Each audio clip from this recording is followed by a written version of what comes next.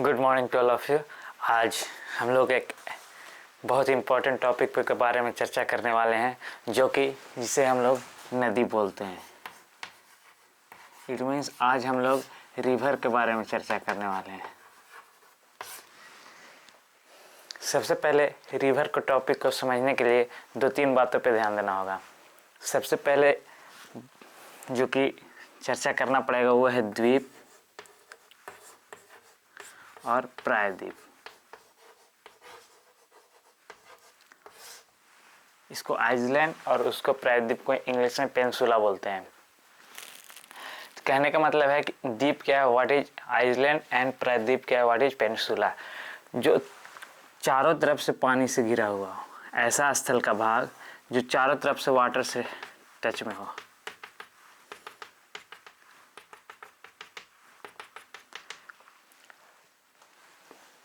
वैसा क्षेत्र जिसका बाउंड्री, वैसा एरिया जिसका बाउंड्री चारों ओर से वाटर को टच करे, उसी को बोलते हैं द्वीप, इंग्लिश में आइसलैंड। और वैसा क्षेत्र जिसका 3 ओर एरिया पानी से घिरा हो, 3 ही साइड्स, मतलब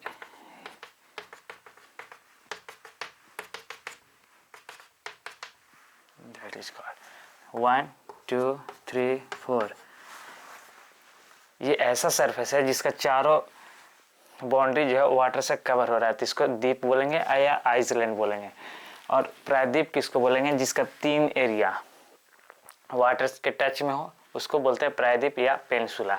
ये कोई भी साइड हो सकता है, 3 साइड, इसका 3 साइड होना चाहिए। पर्पस 1 2 3, 1 2 3 साइड वाटर से घिरा हुआ है, मतलब ये प्रायद्वीप है। अब ये बताइए, आप लोग को लग रहा हो कि हम द्वीप नदी पढ़ा रहे हैं और द्वीप और प्रायद्वीप के बारे में चर्चा क्यों कर रहे हैं। तो ऐसा इसलिए कि हम लोग को भारत की नदियों के बारे में पढ़ना है। तो सबसे पहले ये जानेंगे कि भारत की नदियों, तो भारत द्वीप है कि प्रायद्वीप है। तो ऐसा जनरली अगर मैप बनाए रफली, तो ये अगर इंडिया का मैप बनाए ये इस टाइप का, तो इंडिया जो है 3 साइड से वाटर के टच में है, मतलब India has covered 3 sides of water. India 3 side से पानी से घिरा हुआ है। ये रहा 1, इसको बोल सकते हैं वेस्ट पोर्शन, ईस्ट पोर्शन और south portion. It means India जो है 3 साइड से पानी से घिरा हुआ है। 3 साइड बोले तो पश्चिम का साइड, पूरब का साइड, पूरब में बंगाल की खाड़ी, पश्चिम में अरब सागर, और साउथ या दक्षिण में बोले तो हिंद महासागर। अब ये 3 ओर से पानी से घिरा हुआ है, इसीलिए इंडिया को प्रायद्वीपीय भारत भी कहते हैं। India is known as peninsula also. नदी पढ़ाने से पहले ये ऐसा बताने का मेन रीज़न ये था कि आप लोग को द्वीप और प्रायद्वीप के बारे में जानकारी हो। क्योंकि अगर नदी को हम लोग डिवाइड करेंगे तो नदी डिवाइड होने के बाद 2 पार्ट्स में डिवाइड होगा, एक उत्तर की नदियाँ और एक दक्षिण की नदियाँ। तो दक्षिण की नदियाँ को ये होगा, यहाँ से अगर जनरली ऐसा कुछ फिगर बना दिया जाए तो ये उत्तर की नदियाँ हैं। तो उत्तर की नदियाँ को हिमालय की नदियाँ भी बोलेंगे और दक्षिण की नदियाँ को प्रायद्वीपीय भारत की नदियाँ ही बोलेंगे। इसीलिए द्वीप और प्रायद्वीप समझाना पड़ा। हम लोग अगेन हम लोग का जो टॉपिक है वो है रिवर। हम लोग पहले रिवर के बारे में समझेंगे। तो अभी हम लोग सीखे कि नदी 2 तरह की होती है, एक उत्तर भारत की नदी, उसको हिमालय की नदी ही बोलते हैं। रिवर को 2 पार्ट्स में डिवाइड किया गया, उत्तर भारत की नदियाँ, या इसी को बोल सकते हैं हिमालय की नदियाँ। नेक्स्ट सेकेंड है दक्षिण भारत की नदियाँ, या इसको बोल सकते हैं प्रायद्वीपीय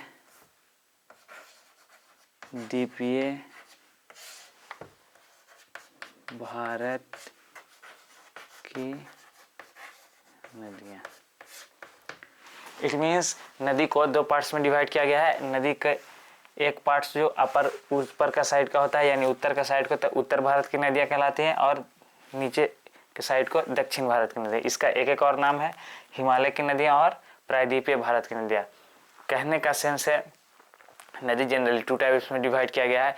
एक ऐसा नदी है जिसमें सालों भर नदी में पानी होगा, तो सालों भर नदी में पानी होगा, ये इसमें होगा उत्तर भारत की नदियाँ जो हिमालय से निकलेगी। वैसी नदी जो हिमालय से निकलती है उसमें सालों भर वर्षा का जल होगा, या उसको बोल सकते हैं कि हमेशा वो नदी में पानी होगा। लेकिन जिसमें गर्मी के दिन में पानी सूख जाए या कोई और मौसम में पानी सूख जाए तो वो दक्षिण भारत की नदियाँ होती है, उसी को प्रायद्वीपीय भारत की नदियाँ बोलते हैं। ये तो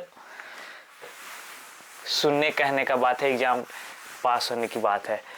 मेन बात है कि नदी बनती कैसे है। अगर कोई भी चीज़ का टॉपिक पढ़ रहे हैं तो उसको एकदम नीचे से बेसिक से पढ़ना होगा। अगर बेसिक से पढ़ेंगे तो एग्ज़ाम आसानी से क्वालिफाई कर सकते हैं, नहीं तो बहुत परेशानी होगा। 2 बात है जनरली अगर बताएं तो 2 बात होता है, एक लोग एग्ज़ाम के लिए पढ़ते हैं और दूसरी नॉलेज के लिए। अगर ज्योग्राफी पढ़ रहे हैं आप तो दोनों पढ़ना पड़ेगा।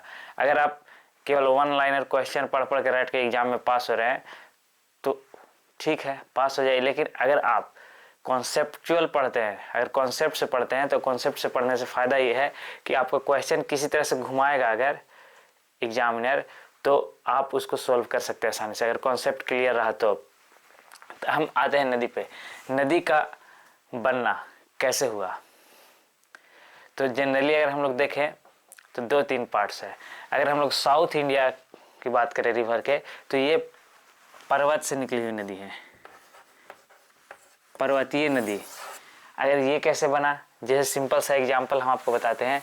अगर आप ही लोग का घर है मान के चलिए बहुत दूर में आधा कट्ठा का घर है आपके घर, और बारिश के मौसम में, बरसात के मौसम में पानी हुआ, तो छत पे पानी है, जमा हुआ है, पानी निकल भी रहा है कुछ। लेकिन कभी कभी ऐसा सिचुएशन आएगा कि आपके छत पे जो ये नली होता है, पाइप निकलने के लिए, जल का निकासी का जो पाइप होता है, वो कचरा से जाम हो जाए।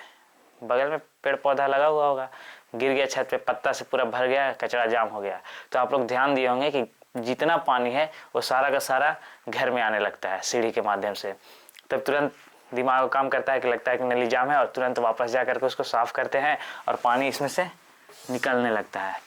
इतना तक नहीं, और भी ध्यान दिए होंगे आप लोग कि अगर ये देखते होंगे कि इस तरह से अगर नली जाम हो गया तो आपका जो छत का पानी है वो औरों के घर के छत के मुकाबले आपका पानी ज़्यादा देर तक दे। अगर वर्षा का एक और बगल में ही घर है, वर्षा का जल इसमें भी जमा था, लेकिन आप लोग देखेंगे कि बारिश खुल जाने के बाद बगल के घर का जो नाली साफ था उससे पानी गिरना बंद हो गया, लेकिन आपका अभी तक चालू है।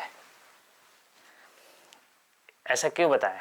ऐसा इसलिए बताया जा रहा है कि अगर आप लोग का घर आधा कट्ठा 1 कट्ठा पे है, तो अगर पानी अगर जाम हो करके गिर रहा है कुछ देर तक, मतलब आधा घंटा और एक्स्ट्रा गिर गया, हाफ एन आवर एक्स्ट्रा बारिश बंद होने के बाद भी गिरा है, तो आप सोच सकते हैं कि पहाड़ तो हजारों कट्ठा में होगा, आपका आधा कट्ठा में है तो आधा घंटा पानी एक्स्ट्रा बह रहा है बारिश बंद होने जाने के बाद भी। लेकिन अगर पहाड़ी इलाका देखा जाए तो ये तो हजारों कट्ठा में होगा। कुछ अगर पर्वत बनाए तो इस तरह का, ये तो हजारों कट्ठा में होगा, तो हजारों कट्ठा में होगा तो सोचिए इसमें पानी कितना स्टोर होगा। होता क्या है कि जब बारिश होती है, यहाँ बादल है, बारिश हुआ तो सारा पानी ऐसे ऐसे ये इसमें जितना एरिया कवर हो रहा है उसमें डिपॉजिट हो जाता है, पानी जम जाता है। पानी जमने के बाद इसी में छोटा सा सुराग होगा तो पानी निकल दिया ऐसे, तो इसी को नदी बोलते हैं। जब पानी निकलने लगे, निकलने का और तरीका हो सकता है, कोई नहीं, जनरली समझाने के लिए बोल रहे हैं। यहाँ से सुराग होगा, ऐसे पानी बहना स्टार्ट हो गया, ठीक। हो सकता है कि यहाँ पर भी हो तो ये भी पानी बहना स्टार्ट हो गया, 2-3 और मिक्स हो जाए इसी में तो यही सहायक हो जाएगा, फिर निकल के इसका धारा कुछ तेज हो जाएगा। तो ये है दक्षिण भारत की नदियाँ जो पहाड़ से निकलते हैं, उसका थोड़ा सा डिटेल। आप लोग देखे होंगे एक और नदी का, अगर हम आपको एग्जाम्पल बताएं कि एक और टाइप की नदी होती है, जैसे इस टाइप पे एक पर्वत है, हम लोग देखें कि अगर किसी का घर अगर आधा कट्ठा में है, यहाँ से पानी निकल रहा है, अगर पानी निकलने का जो नाली है वो बहुत बड़ा है तो पानी इसमें होते जा रहा है और वापस यहाँ से सब पानी निकल जाएगा। बारिश ख़त्म जैसे ही होगा ऐसे ही पानी गिरना बंद होगा। लेकिन अगर आप सोचिए कि अगर इसमें कुछ फंस जाए या नाली जो है बहुत पतली हो, अगर बहुत पतली होगी तो पानी प्रेशर से आएगा और बहुत देर तक बाहर निकलेगा। ऐसा क्यों बता रहे हैं कि ऐसा पहाड़ी इलाका में होता है कि बहुत बड़ा पत्थर है, बहुत बड़ा पहाड़ है, और पहाड़ में उसका जो पानी निकलने का जो रास्ता है बहुत पतला है। तो बहुत पतला है तो प्रेशर से पानी आएगा और बहुत टाइम तक निकलेगा। लेकिन ऐसा हो सकता है कि पानी जो निकल रहा है उसका सुराग बहुत बड़ा हो। अब यहाँ पे बारिश हो तो सारा पानी यहाँ डिपॉजिट होगा और बहुत स्पीड में सारा पानी भी निकल जाएगा। और जब पानी निकल जाएगा, अब मान के चलिए कि ऐसे कुछ रास्ता है, ये वैसा नदी की बात कर रहे हैं जो जिसका जो ऊपर पहाड़ी इलाका है बहुत चौड़ा है, रास्ता पानी बहने का बहुत चौड़ा है, और यहाँ पर नदी है, नदी से निकल रहा है और रास्ता में यहाँ पे एक क्रॉसिंग है, रोड है।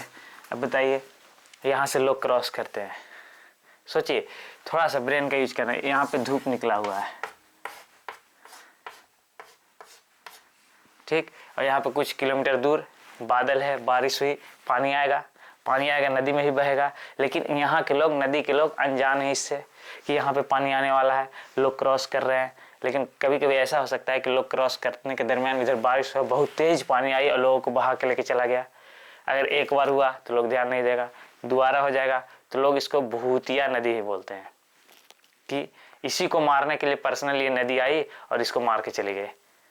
नहीं, जैसे बोलते हैं ना, एक दाने दाने पे खाने वाला का नाम लिखा है, तो यही बोल रहा है कि मौत इसी का यही था, इसलिए इसी को मारने के लिए केवल ये नदी का पानी आया। ऐसा क्यों बोले? क्योंकि कुछ ही क्षणों के लिए पानी आया और बह के चला गया। तो ये एक भूतिया नदी का एग्जाम्पल है जो आप लोगों को कभी सुनने को मिलेगा। ये पहाड़ी इलाका में ज़्यादा होता है। अगर जो बिहार से होंगे उनको ये सब बहुत कम देखने को मिलेगा, क्योंकि बिहार जो है मैदानी भाग है। मैदानी भाग में पानी का बहाव थोड़ा स्लो होगा, कुछ देर तक बहता है। लेकिन वैसा क्षेत्र जो पहाड़ी इलाका है उस पर बहुत स्पीड में पानी आएगा और निकल जाएगा। और वैसे क्षेत्र में अगर बच्चे लोग को नदी में खेलते हैं तो उसे मनाही करना चाहिए। ये तो था दक्षिण भारत की नदियाँ। अब हम लोग उत्तर भारत के बारे में बात करते हैं। उत्तर भारत की नदियों की बात करेंगे, यानी हिमालय की नदियाँ की बात करेंगे।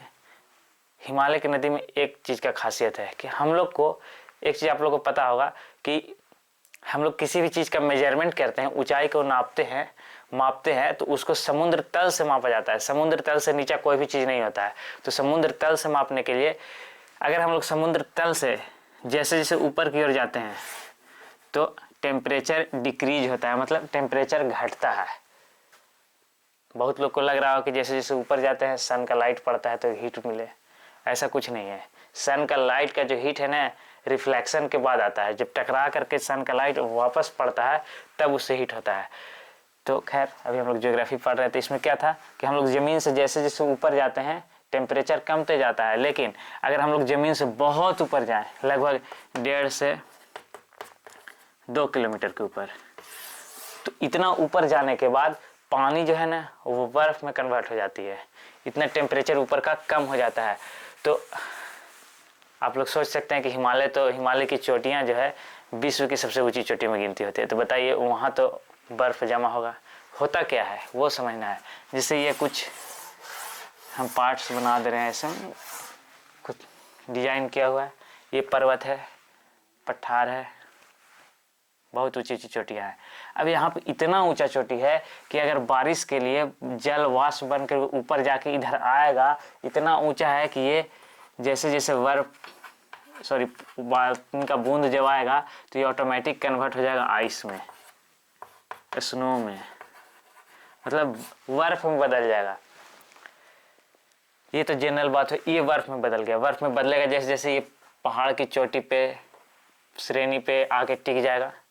ये तो कुछ इस तरह का। लेकिन अगर कभी देखें कि बादल का आकार बहुत इस टाइप पे है, ये उड़ते उड़ते आकाश से आया और इसको कहीं स्थिर इसी तरह से फिक्स बैठने का जगह मिल गया। जैसे ये यहाँ कुछ आया हुआ ऐसे से ऐसे हो करके यहाँ फिक्स हो गया, तो यहाँ फिक्स हो गया, इसको पूरा रुकने का जगह मिल गया। अब ये रुक जाएगा यहाँ पे तो और बर्फ पड़ेगा इस पे ऊपर, तो और बर्फ बनते बनते बनते बनते बहुत बड़ा बर्फ का चट्टान बोले तो पहाड़ बन जाएगा।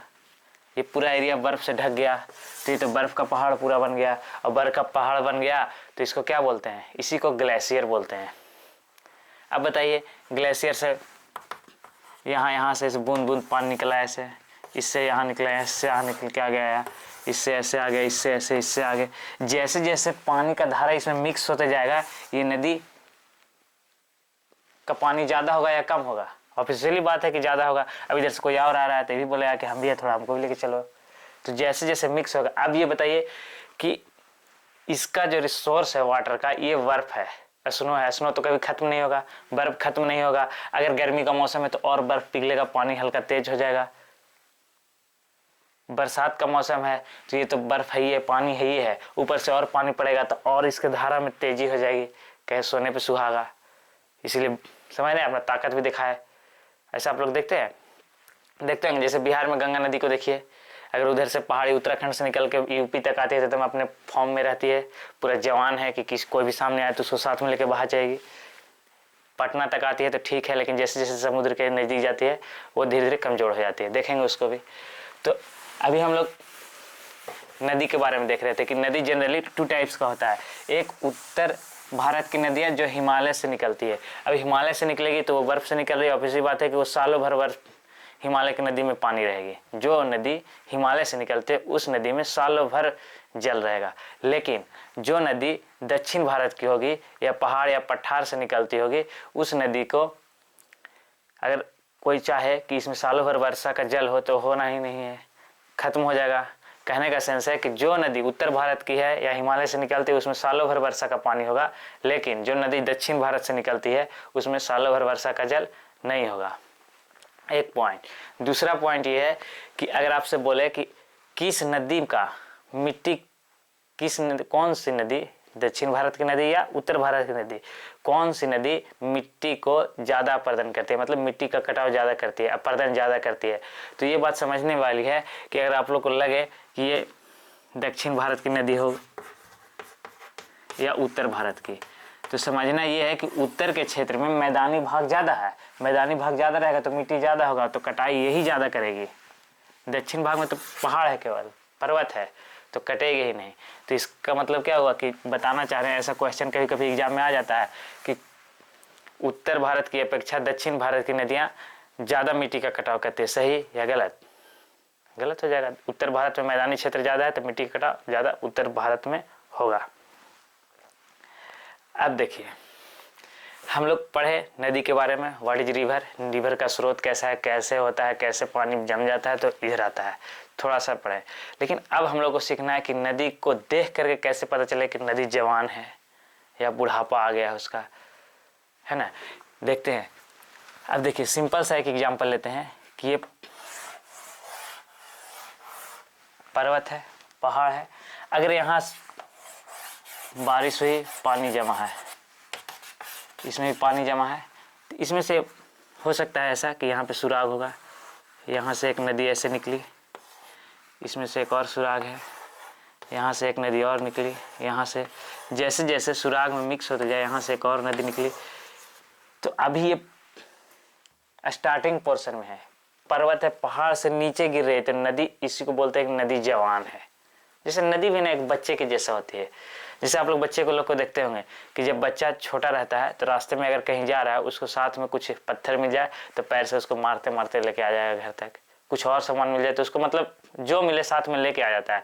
नदी भी उसी प्रकार की है कि अगर नदी भी जो है, अगर इसको रास्ते में जो मिल जाए, कोई पत्थर है रास्ते में तो उसको साथ में ढकेल के लेके चल जाएगी ना। वो थोड़ा रुखड़ा है तो उसको रगड़ देगी, इतने रगड़ा जाएगा कि वो चिकना हो जाएगा। कहने का सेंस है कि नदी स्टार्टिंग पीरियड में बहुत ताकत होता है, इसमें एनर्जी बहुत ज़्यादा होता है, इसलिए इसको बोलते हैं कि नदी जवान है। अभी नदी जवान है, अगर यहाँ पे कोई भी आएगा तो इसको धक्का मार देगी और लेकर के साथ में चलेगी। लेकिन हम लोग अभी थोड़ी देर पहले सीखे कि धरती का या बोल सकते हैं पृथ्वी का सबसे निचला तल जो है वो समुद्र तल होता है। तो नदी जनरली सारी लगभग नदियाँ समुद्र में ही मिल जाती है जाकर के। अगर इसको समुद्र मानेंगे, अब इधर से जा रही नदी, तो नदी में अभी एनर्जी है, नदी के सामने कोई भी आएगा तो उसको एकदम साथ में या तो बहा के लेके चली जाएगी, नहीं तो अपना रास्ता उसी में से बना लेगी। लेकिन धीरे धीरे जैसे ही नदी मैदानी भाग में आती है, जैसे ही नदी मैदानी भाग में पहुंचेगी तो इसका एनर्जी कम हो जाएगा। ऐसा क्यों? क्योंकि हाइट कम जाता है तो एनर्जी कम गया। जब एनर्जी कम जाएगा तो अपने साथ में जितना सामान लेके आई वो तो लेके जा नहीं पाएगी। जैसे सिंपल सा एग्जाम्पल मान लीजिए कि अगर कहीं पिकनिक पे जाना है, तो ऐसे जोश में रहते हैं लोग, पूरा बैग में 2 शर्ट और सरिया लेके फ़ोटो खिंचवाना है, कैमरा ले लिए, पावर बैंक ले लिए, जितना सामान था ज़रूरत है सारा ले लिए। लेकिन अगर जैसे ही कुछ दूर चले आगे जाके पता चला कि आगे रोड जाम है, गाड़ी नहीं जाएगी, तो पीठ पे जितना सामान है पैदल लेके चलना पड़े तो लगता है कि बेकार लेके आ गए। उसी तरह सेम नदी है, जब तक एनर्जी है शरीर में तब तक जो मन रहे सबको ले जाएगी, लेकिन जैसे ही मैदानी भाग में आती है इसका एनर्जी कम हो जाता है, और कम हो जाने के कारण जितना सामान ये लेके आती है, मिट्टी है, कुछ भी है, पत्थर है, सारा इसका डिपॉजिट होने लगता है एक जगह पे, क्योंकि इसके पास एनर्जी कम है ना। वही बालू जो पत्थर टूटते टूटते इस नदी में आता है तो वही बालू बन जाता है। आप लोग सुने होंगे कि नदी के किनारे का मिट्टी ज़्यादा उपजाऊ होता है, और ये जो नदी के साथ में मिट्टी लाई ये तो अब ले नहीं जा पाएगी, इसीलिए अब ये क्या करेगी, इसका एनर्जी कम हो गया तो ये थोड़ा थोड़ा रास्ता चेंज करेगी, मतलब जिलेबिया कट घूमना स्टार्ट। इससे एक चीज़ और है, अगर नदी सीधी बह रही है तो सीधी बह रही है तो समझ जाना है कि नदी यंग है, जवान है, इसके पास पावर है, ताकत है, एनर्जी है। लेकिन जैसे जैसे नदी मुड़ने लगेगी सांप के जैसा या जिलेबी के जैसा, तो समझ जाइए कि इसके पास पावर कम है, अपने पास अपने से खुद से जो सामान लेकर के आई है सामने ज़्यादा हो जाने के कारण उसी से टकरा के कुछ इधर घूम जाएगी, सामने कुछ आ गया तो मतलब इसको केवल जहाँ ढलान मिलेगा उधर बह जाएगी बस। तो जैसे ही आप देखिएगा कि नदी अपना रास्ता चेंज कर रही है तो समझ जाइए कि ये बुढ़ापा में पहुँच गई है, इसका स्थिति बहुत दयनीय होने वाला है। आप लोग देख करके, अगर नदी सीधा है तो देख करके अंदाजा लगा सकते हैं कि नदी सीधी बह रही है, इसका मतलब ये नदी अभी जवान है। लेकिन टेढ़ा मेढ़ा होते जा रही है तो इसका मतलब जीवन खत्म होने वाला है, खत्म होने के कगार पे है, कभी भी जा करके समुद्र में मिल सकती है या अपने से बड़ी नदी में मिल सकती है। तो कभी भी ज़्यादा नदी का मोड़ देखे तो समझ जाइए कि ये नदी लास्ट होने वाला है, या तो समुद्र में मिलेगा या अपने से बड़े नदी में जा करके मिक्स हो जाएगी। अब आते हैं मेन बात पे, इतना बताने का मेन रीज़न क्या था। अब जैसे ही नदी पूरा ऐसे घूम घूम करके समुद्र के किनारे पहुंची तो इसके पास तो ऑटोमेटिक एनर्जी लॉस है, लॉस होने के साथ साथ समुद्र का तल और नदी का तल एकदम लेवल पे आ जाएगा, तो ये तो चल नहीं पाएगी। जो सामान लाई सब यहीं छोड़ दी, और साथ साथ में खुद को नहीं चल पा रही है, तो खुद नहीं चल पाएगी तो जिधर धारा है कैसे छोड़ देगी, इधर बह रही है एक नदी का धारा ऐसे बह जाएगा, एक नदी का धारा कुछ ऐसे यूँ। आप लोग इसी को अगर ऊपर से देखिएगा, दूर से देखिएगा तो ये ट्रायंगल जैसा दिख रहा है, त्रिभुजाकार जैसा दिख रहा है, इसी को डेल्टा बोलते हैं। आप लोग देखिएगा कि अभी जो नदी बिहार में है अपने आप को एकदम बहुत मजबूत समझती है गंगा नदी, यूपी में जाइए एकदम पूरा फॉर्म में रहेगी कि आ जाओ सबको फरिया लेंगे, जाएगा सबके लेके चल जाएंगे। तो वही आगे चल करके जब बांग्लादेश में झारखंड से होते हुए जाती है तो इसका एनर्जी इतना लॉस हो जाता है, इतना लॉस हो जाता है कि सारा मलबा कचरा जितना लेके जाती है सब छोड़ देती है, और गंगा की नदी उधर से ब्रह्मपुत्र आती है वो मिक्स रहती है और उसी को छोड़ देती है। वही मलबा जब जमा हो जाता है डेल्टा उसी को बोलते हैं, और यही सुंदरवन का डेल्टा बन जाती है, इसी को बोलते हैं। ऐसे फिजिक्स में आप लोग पढ़े होंगे ट्रायंगल टाइप पे इसका सिंबल है, इसी को डेल्टा बोलते होंगे। तो डेल्टा समझ में। अच्छा, दो तरह की बात है, अगर कोई आदमी बहुत थका हुआ है, बहुत थका हुआ है, एकदम घिसियाते उसियाते, अगर मेरे ही पास पढ़ने आ रहा है, बहुत थक गया है, तो जैसे तैसे घिसिया के आ गया, आ जाए, या वो नहीं आ पा रहा है तो उसको हम खींच के ले आए। पहुंचने के लिए दो ही ऑप्शन है, या तो जैसे तैसे आ जाए, नहीं तो उसको ज़बरदस्ती ले आए। तो दो बात ऐसे ही होता है, ये जो खुद से नदी समुद्र में जाकर मिक्स हो जाती है वो तो डेल्टा का निर्माण करती है। लेकिन अगर हम लोग देखें तो कुछ नदियां ऐसी होती हैं, जैसे इंडिया में भी बहुत सारी ऐसी नदियां हैं कि जो एस्चुरी का निर्माण करते हैं। एस्चुरी बोले तो कुछ नदियां जो हैं जो करके क्या बोलते हैं उसको, सॉरी, समुद्र में जैसे ही मिलती है, मतलब समुद्र है, समुद्र में आप लोग ज्वार भाटा सुने होंगे, समुद्र के जल के स्तर को ऊपर उठना ज्वार कहलाता है और नीचे जाना भाटा। तो यही होता है, कुछ नहीं, ये तो ये चली गई। लेकिन कभी कभी केस में क्या होता है कि समुद्र जो है, सॉरी, समुद्र तक नदी जा नहीं पाती, इतना ज़्यादा एनर्जी लॉस हो गया, एकदम लग रहा है कि नहीं इधर ही आ जाएगी। तो इस केस में समुद्र पे ज्वार भाटा उठता है, जल का स्तर ऊपर आएगा और इधर जाएगा, तो ऊपर आके जाएगा तो इसको जा करके ना इसको खींच के खुदे लेके चल जाती है।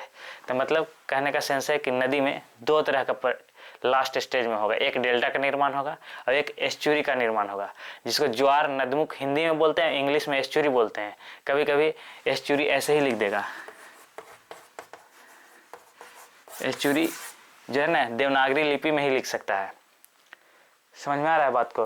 तो यहाँ दो बात हो गया कि एक डेल्टा का निर्माण, अगर नदी खुद में जाकर समुद्र में मिक्स हो जाए तो ये डेल्टा होगा, और नदी अगर अपने आप नहीं, समुद्र इसको खींच रहा है अपने तरफ ज्वार भाटा की मदद से। इसको एस्चुरी या ज्वार नदमुख बोलते हैं। इतना तक क्लियर है? तो आज के लिए बस इतना ही। हम लोग अगले क्लास में फिर से देखेंगे कि कैसे कैसे है। तो एक बात और बताना चाहेंगे कि अगर आप लोग को नदी का टॉपिक सही से समझना है तो दो बात, इंडिया का मैप बहुत अच्छे से कौन सा स्टेट कहाँ पे है वो जानना होगा, और इंडिया का मैप बनाने आना चाहिए। नहीं तो अगर इंडिया का मैप बना करके ऐसे लाइन खींच देंगे कि देखिए ये नर्मदा नदी है, ये ऐसे निकल रही है गंगा नदी है, तो आप लोग को समझ में नहीं आएगा। इसलिए आप लोग को एक चीज़, मैप पे कमांड बहुत ज़्यादा करना होगा। अगर मैप पे कमांड किए तो अच्छा है। तो आज नदी का ये बेसिक जानकारी था, जो कॉन्सेप्ट सबको समझ में आ जाएगा। जैसे बहुत तरह की बात होगी, इसमें क्वेश्चन आता है, तो कॉन्सेप्ट अगर क्लियर रहेगा ना तो दिखता है साफ साफ, पढ़ने का मज़ा ही कुछ और होता है। नहीं तो रटते रटते आदमी परेशान हो जाता है। तो टाइम ज़्यादा वेस्ट नहीं कर रहे हैं। इसमें एक चीज़ फिर से रिपीट कर रहे हैं कि मैप याद होना चाहिए। अगर याद है तो ठीक, नहीं तो इसी चैनल पे है डाला हुआ वीडियो, आप देखिए, याद हो जाएगा। और कल से कौन सी नदी कहाँ से निकलती है बारी बारी से सीखेंगे। थैंक यू, आज के लिए इतना ही।